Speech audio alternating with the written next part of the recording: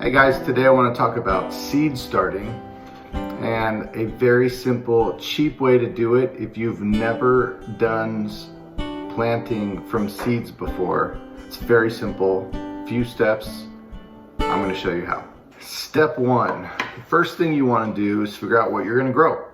There's definitely some restrictions on when you can start your seeds. So if you're talking about peppers and tomatoes and squashes and things like that, you don't really want to put those outside until your last frost date has already come. You don't want freezing temperatures with those outside or they're done.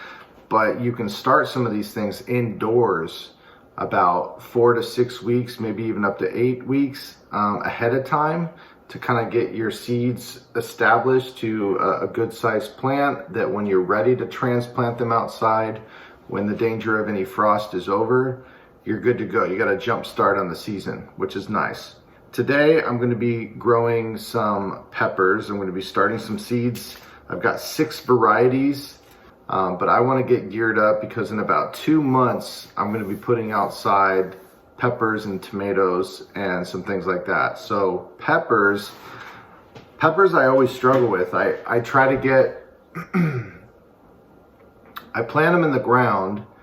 And by the time the pepper plant actually got to producing the peppers, it was well into like September. And most of my growing season was about done. So I harvested for about a month and a half, and then that was it. So as soon as the plant started to take off, that was it. So I'm gonna start them ahead of time, get some nice sized plants, and then those are going to be transplanted outside when I'm ready to go.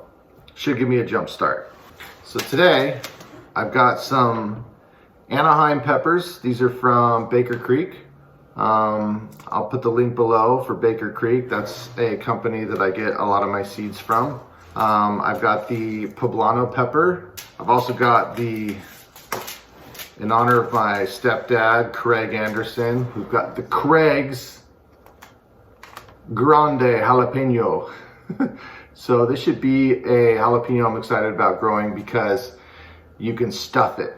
You can stuff it with cream cheese and yummy goodness. So here we've got the serrano chilies. That adds a little bit more heat into things. Like when I make my salsas and stuff, I'll use a serrano, one serrano, because I'm a lightweight. But banana peppers, sweet banana peppers, I'm gonna grow those this year.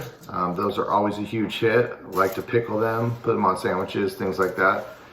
And then we've got the mixed bell peppers, just a variety bell pepper pack. So we're gonna be starting all these today. 6 packs of seeds. I think I've got a tray I can do 3 of each seed, so I'll be doing 18 seeds today. All right, you got your seed picked out. You need to grow it in something called seed starting mix. It's not dirt, it's not soil, it's not raised bed, potting soil. It's not anything that you'd really put outside. Seed starting mixes only have things. I'm gonna read you this bag. This is what I get. This is also from Lowe's. I think you can get it at Walmart, a lot of those stores. This is from Jiffy. It's the organic seed starting mix. Basically has peat moss, the coconut coir, vermiculite. Seeds just need moisture, really. They have to stay moist while they're germinating, or it's not going to work. So they have to stay moist the entire time. Next thing you want to think about, what do you want to grow this in? Do you want to do it in a pot? Do you want to do it in an egg carton? Do you want to do it in an old used strawberry container or berry container that you got from the grocery store? Those work. There's all kinds of things you can do for super cheap. I do get the seed starting trays, and I'm going to show you that today. I'm going to put a link below. I get mine from Greenhouse Megastore. They have all kinds of sizes. It's basically a 10-inch by 20-inch tray, and then they count it by how many pods or cells are going to be in this tray. So you could have a 50 cell tray where you can put 50 individual seeds in this whole tray, or you can have like what I'm doing today, an 18 cell tray, where they're a bigger cell, and so you can kind of encourage more growth. The plant will last longer in that tray, if that's kind of what you're going for. But in the case of peppers, I'm not going to be transplanting them until at least a couple months. So I want them to be able to grow quite a bit in these trays before I'm going to transplant them into the soil outside in my garden. So one thing I like to do, and I recommend it, and I've seen it recommended, and this is why I'm doing it, for these seed starting mixes, it's very light, it's very airy, and a lot of times if you don't pre-moisten the seed starting mix, you'll end up having a very difficult time. Once all your seeds are in it, it looks perfect. When you go to water it, the water just kind of hangs out on the top surface and doesn't necessarily soak down as well as it would if you pre-moistened it a little bit. And when I mean moisten, so I've got a bucket here. I've dumped this bag, half of the bag that I had, into this pot. And then I just get some water and I just start mixing it up just with my hand. And you want it to, when you pick it up, you know, you want to be able to, like, if you squeeze it, it shouldn't be like dripping water out. It should kind of hold its shape, but then it should crumble if you kind of like do that. And so you don't want it soaking wet. You want it kind of like a damp sponge. It's kind of what you're going for. And then once you have that, you can put that in your seed starting tray or whatever container you want to use to start your seeds with. It works really well. Here's an example of one of the trays I was talking about that you can just find at a grocery store. This was for blueberries. It has all these drainage holes already on the bottom of it, which is perfect. That's what you want. Whatever container you use, you just need to make sure there's somewhere where there's drainage holes on it. Otherwise, you don't want your seeds sitting in sopping water, you know, that's just pooled up. You need it to have some drainage, but the soil needs to stay moist at the same time. So it's kind of like a delicate balance there. So if I were to use this, I would put my dirt in it and I would plant my seeds. I would make sure it's initially watered and I would actually cover it. And I'll go over that in a minute in more detail, but you do want to create a little bit of a humidity dome of sorts. It helps keep the moisture locked in, which helps keeps the seeds moist, which helps with germination. The other thing, obviously, you wouldn't just put this on a countertop somewhere because it will drain out and then you'll have water and a big mess everywhere. So you want to have some kind of tray underneath it, just like a catch tray, just that the water can sit in, similar to what you would use with a house plant and having a pot, you know, with a tray underneath it to catch the water. For today, I'm going to use this tray here, and this is kind of what I was talking about. So this tray comes in 3 parts. You've got your kind of your catch tray that catches all the waters. There's no holes in this one, so this is solid. This is just to basically bottom water, which is what I would recommend, where you fill it up, you know, about an inch or so with water. And then when you put your tray of cells in there that you filled up with soil and your seeds and they're ready to go, and you put it in this holding tray, the water that's in the holding tray will kind of wick up through these little cells and kind of keep your plants moist. Another way to make sure that happens is getting a cover of some sorts. A lot of times when you go to Lowe's or whatever, they actually have a little seed starting kit that has everything in one. It'll have the holding tray, it'll have the cells, and it'll have some kind of dome or lid or cover that you can get. That's a cheap way to go. They're like less than like $5-6, I want to say. When you do that, not very expensive, worth it in my opinion. So I'm going to be using this. This is from the Greenhouse Mega Store. I'll give you a link to what that looks like down below. I'll show you a picture of what a grow light looks like. That's kind of the next thing you want to think about. Is you don't really need light. There's a few things that only germinate with sunlight in addition to the moisture and all that. But most seeds, probably almost everything you'll grow, only need the moisture and the soil and all of that to germinate the seeds. But once those seedlings break through the surface of the soil that you have, then you need sunlight immediately. Some kind of light source, whether it's a grow light, whether it's you putting them outside, if the temperatures are okay for you to do that. If it's above freezing and there's sunlight, put them outside, then bring them back in. In my opinion, the cheap way to go is just put them outside every day during the day, bring them back inside once those seedlings have broken through the soil. The other thing is if you have some south-facing windows that really lets in a lot of light throughout the day, you could put it right up against that window. That would be great. All right, so we're gonna go outside. We're gonna plant some of these. I'm gonna show you how it's done. It's very simple, and we'll see how they grow over the next couple weeks. Okay, let's do this. I got my seed tray, got my soil. I'm gonna fill this thing up. I've pre-moistened the soil a little bit, so it should be just about right. I don't know if I'm gonna have enough of this seed starting mix, will be my only concern. I don't think I will, but you know, you just adapt, right?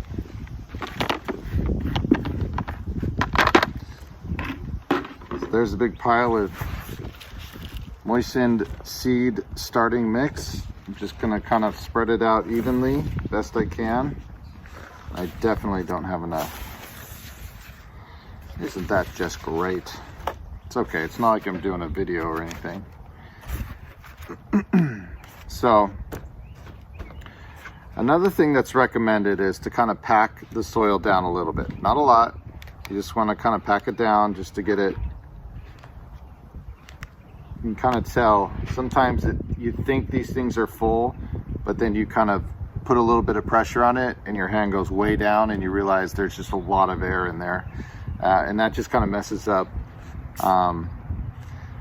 Just over time, what will happen is your seed will start germinating, it'll start growing, and meanwhile the soil level is dropping down like halfway, and you're like, oh, now this thing doesn't really have enough soil to develop all the roots the way I wanted it to. So packing it down, in my opinion, kind of just creates a little more soil volume in the cell for the roots to really get developed and have a place to expand. All right, we're gonna plant some seeds. We're gonna start with the serrano chili peppers. So I've got my seed packets laid out in front of each row so that when I go to label them, this is important,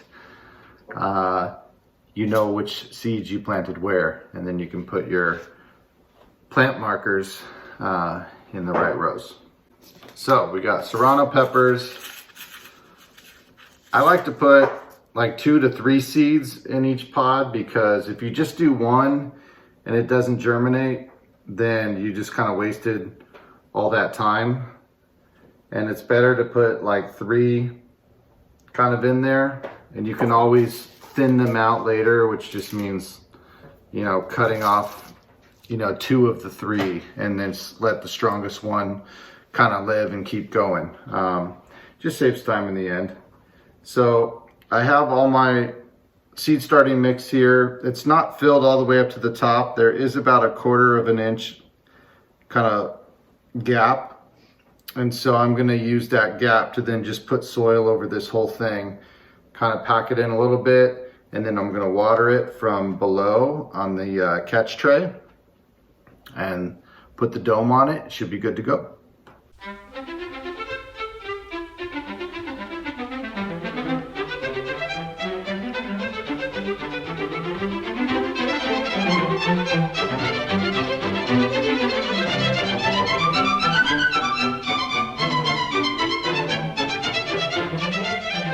All right, now that I have them all in there, I'm gonna take the rest of my soil, which I went to the store and got more. So it's also pre-moistened. I'm gonna just kind of sprinkle it over the top here. I'm gonna kind of flatten it out a little bit. I'm gonna do a light pack, nothing too crazy. That's good. Then I'm gonna fill the bottom of the tray with water. All right, so I'm just gonna lift up this edge of these cells here and pour some water in to about an inch or so.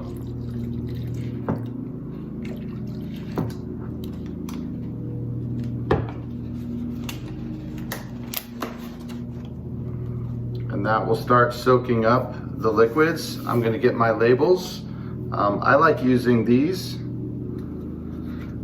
These seem to work well for me. I used to write on them with a Sharpie, but when I put them out in the sun, they do fade over the course of a few months, and I'd forget what I planted there because it was all faded. So now I use a label maker, and I'm gonna be doing that with these seeds here. All right, labels are all made. That's kind of what I mean.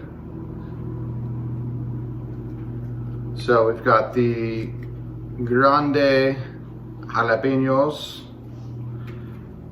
Sometimes I just put one in the row, and other times I'll label every single one, because at the end of the day, I'm gonna end up transplanting this into the ground somewhere, and it is nice to already have the plant tag kind of just to put in instead of having to create them then. So I'm just sliding these in. These are nice. They go deep enough to where even when I put the dome on the top, it still seals, you know, shut. These labels won't stick up too high to prevent the dome from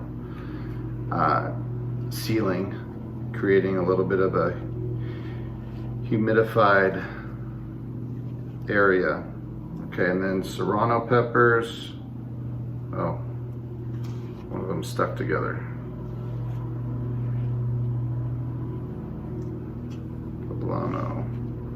Serrano. Okay, I've already watered the bottom, planted the seeds 1/4 inch deep. I just looked at the back of the seed packet to know how deep to put them. A lot of seed packets will have some specs on the top, similar to this one here. It'll tell you things like how many days it'll take for it to sprout, the ideal temperature for the germination and the growing, the seed depth in which you want to plant the seed, how far apart the plants need to be when you do transplant them outside, whether or not they're frost hardy, and about how much sun they need.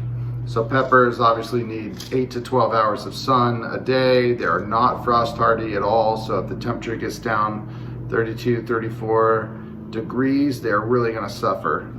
So that's why you gotta wait till like May, or just check the zone that you're growing in. But for me, it's more like May. Okay, here's my dome. I'm just gonna place it right over the top. It seals nice and neat. And I'm going to put this in my sunny window. All right, here it is, right there. I've got my window, sun shining in. Now I do have another kind of grow light. This is a kind of fancier one. I'll put the link down below. This is what I got for my Christmas present. I'm loving it. I have it set up on a timer down here. And so basically at 5 in the morning, it kicks on, and at 10 or so, 11 at night, it shuts off. So it's getting about 16 hours or so of this artificial light as well as the sunlight, and it just helps it get established a lot better. And then back here I've got these are all the zinnias that I planted probably a couple weeks ago. And then echinacea, pansies, calendula, poppies, a couple different poppy varieties. Nothing really going on with the pansies, as you can see, but that's part of the beauty of trying to grow things. Some things work amazing and some things don't. Okay, last thing I want to show you when you're storing your seeds. So I've got these 6 pepper packets, and they're open on the corner here because I just cut the corner. What I really should have done on those packets is just open them from the flap. A lot of times it's still got some sticky in there, and you can kind of just close it up like that and it will seal. But what I'm gonna do to make sure I'm not having 1,000 seeds all over the place, So I'm gonna kind of line them up. Get one of these binder clips and put it on the top, kind of close it down like that.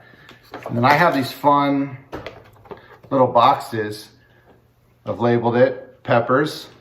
And this box here, I'm gonna put the link below, but it's this whole case. It's really for photos, like a 4x6 kind of photo organizer, but it's perfect for seeds. So you just drop it in there, snap it, open this case up, put it down where you want it, and then label it as you wish. But there they are: carrots, beets, herbs, beans, Swiss chard tomato, flowers, whatever you've got. And then everything seals together. Boom. Thanks for watching.